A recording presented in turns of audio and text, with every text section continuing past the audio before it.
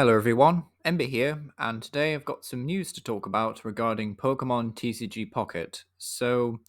Unfortunately, there was a demo at Worlds, and I'm saying unfortunately because it didn't include any gameplay for the game, which, to be honest, I think is a bit of a red flag, not gonna lie, you know.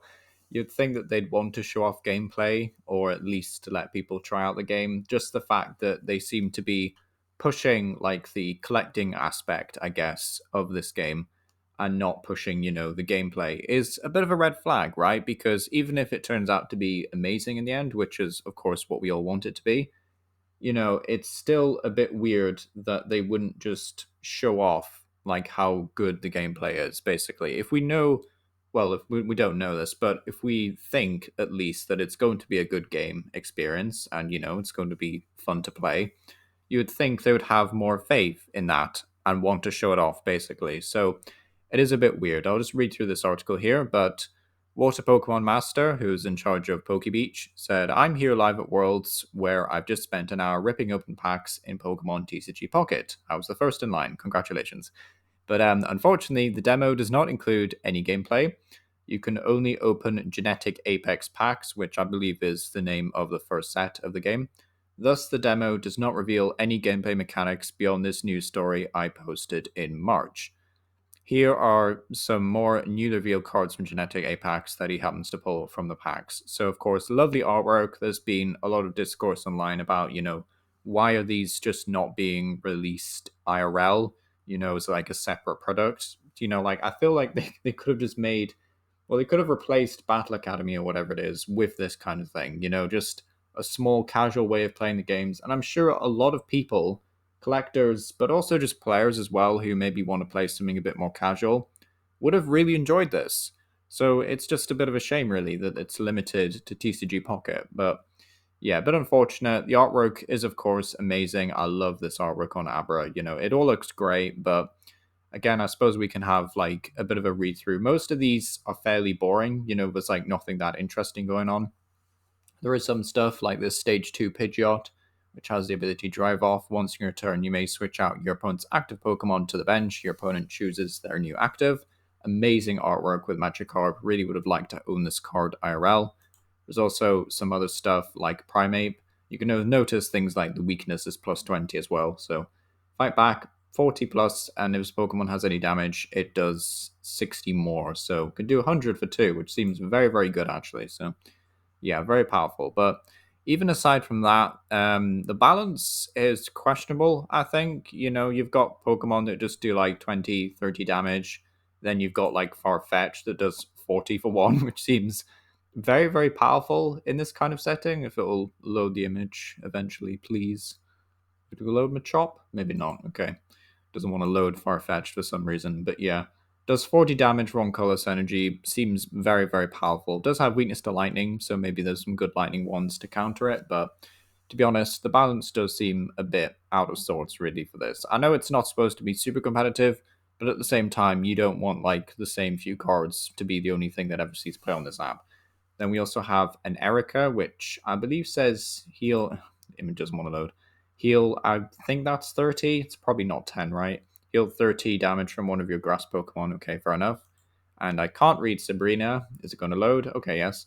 Switch out your opponent's active Pokemon to the bench. Your opponent chooses the new active Pokemon. So it is a supporter card, but it is effectively just like, I guess, a repel, which was an item in standard at one point. So bit interesting that that's a supporter. Can we get a closer look? Oh, heal 50. Okay. So that's significantly better. But yeah. So grass will have some Erica support, which is nice.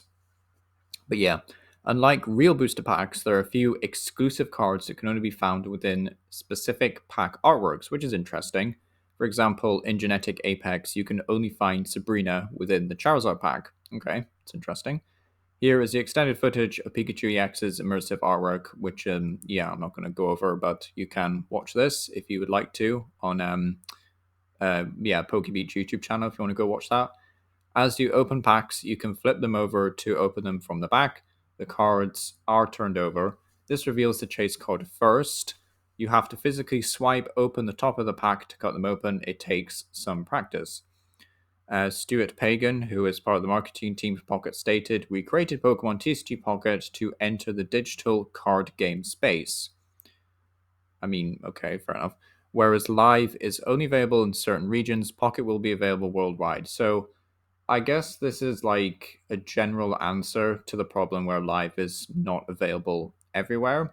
But it's also like an interesting statement to make, like just from the fact that it's essentially saying like it's their group that are entering the digital card game space. It's not like, I guess, groundbreaking. Like it's not groundbreaking in the sense that we've had other online clients, like TCG Live and BCGO. So it's an interesting thing to say, but either way, this lines up with my article in February where I speculated the app was response to Yu-Gi-Oh, Duel Links, and Marvel Snap, both of which have been highly successful ventures. So yeah, definitely looking to make money off this, I guess.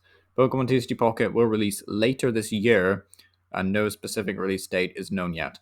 To be honest, it just seems really weird to me that they're pushing this whole like, oh, it's a great thing because it's available in other regions, and it's also great because it's got amazing artwork, but they're not showing off gameplay. It just feels a bit weird. Like, do we even know all the cards in the set? I feel like I've seen at least one video online that talked about most of the other cards, but it just feels strange, like why are they not showing off gameplay?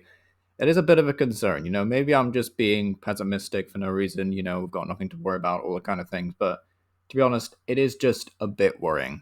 I would like to see some gameplay. I would like to have some confirmation that I'm not just getting this app so I can own digital, admittedly very nice, but digital at the end of the day looking cards. I would happily print some of these off probably, and just, build casual decks with them with friends. But it's just the fact that it is supposed to be this casual thing, but they're not showing off the gameplay. They're just pushing the collecting side. Feels just very what's a better word for it than corporate, it's a bit suspicious right now, but I hope it's more than that.